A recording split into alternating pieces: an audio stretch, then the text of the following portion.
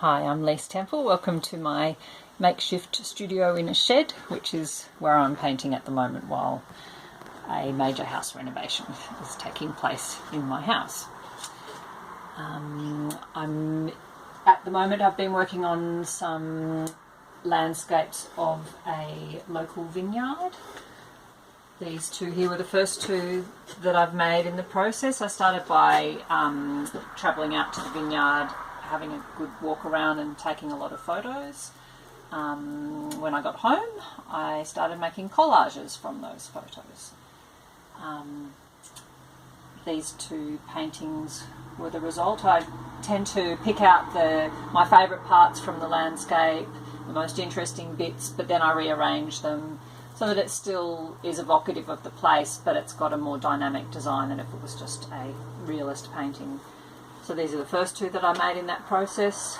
After making these, I was feeling a bit frustrated by the complexity of the forms, the scale of the canvases, so I've now decided to come back to this much smaller scale and do these two smaller pieces. They're really just mainly focusing on the colours of the landscape.